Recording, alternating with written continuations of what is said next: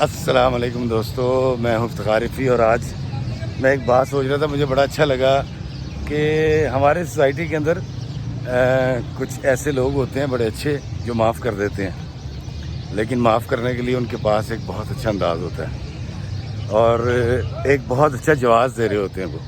کئی لوگ یہ کہتے ہیں کہ کاکا تیرے گھر دا میں نمک کھادا ہے تے جا تینوں معاف کیتا، اور کئی دوست کہتے ہیں کہ تیری بیبے نو بیبے نہ کیا ہوندا نا تے میں تیرے کو بدلہ لیندا جا تینوں معاف کیتا۔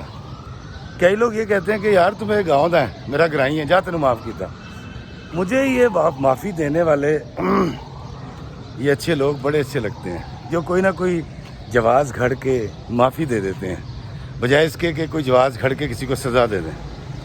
تو دوستو، اس معافی کو گاؤں سے بڑھا کر اگر ہم صوبے کے لیول پہ اور پھر اس کے بعد ہم اس کو پاکستان کے لیول پہ لے جائیں اور پھر ہم اس کا کینوس اور بڑا کر دیں اور ہم پوری دنیا کے لوگوں سے یہ کہیں کہ تمام انسان میرے قبیلے کے انسان ہیں، تو سب کے ساتھ معافی اور رعایت کا معاملہ بڑھتا جائے۔ دوستوں، میں آپ کو بتاتا ہوں کہ ہمیں معاف کر دینے کے لیے جب جواز پیدا کرنا ہے یا کسی کو معاف کرنا ہے تو ہمیں اپنی سوچ کا اینگل بدلنا پڑے گا۔ اب وہ سوچ کا اینگل کیا ہوگا؟ مختصر سا ایک واقعہ یہ ہے کہ ایک درویش اپنے چیلوں کے ساتھ ایک جنگل سے گزر رہے تھے، سردیوں کا موسم تھا اور شدید سردی پڑ رہی تھی، تو ان کی نظر پڑی کہ ایک شیشناگ جو ہے وہ اکڑا پڑا ہے، اس کے اوپر کورا جمع ہوا ہے اور مرنے والا ہے، قریب المرد تھا۔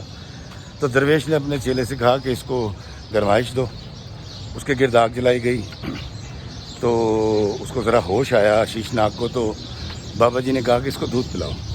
تو چیلے نے اس کو دودھ پلایا اور دودھ پینے کے بعد جو ہے وہ اس نے آنکھیں کھولیں اور پھن کھڑا کر لیا، اور جیسے ہی ذرا اس کو ہوش آیا تو اس نے چیلے کو ڈسنے کی کوشش کی۔ چیلا ذرا تھوڑا سا پھرتیلا تھا، وہ بچ گیا، اس نے ہاتھ پیچھے کر لیا۔ تو بابا جی نے کہا کہ اس شیشناگ کو جنگل میں چھوڑ دیا جائے، جنگل میں چھوڑ دیا۔ تو وہ چیلے نے پوچھا کہ بابا جی، میں نے اس کی خدمت کی، اس کی جان بچائی، اس کو دودھ پلایا، اس نے مجھے ڈسنے کی کوشش کیوں کی؟ تو عام میرے بھی ذہن میں آتا ہے، آپ سب دیکھنے والوں کے ذہن میں بھی آ رہا ہوگا، کیونکہ سانپ کی فطرت میں ڈسنا ہے، اس لیے اس نے اس چیلے کو ڈسنے کی کوشش کی، کیونکہ ناک کی فطرت ہے ڈسنا۔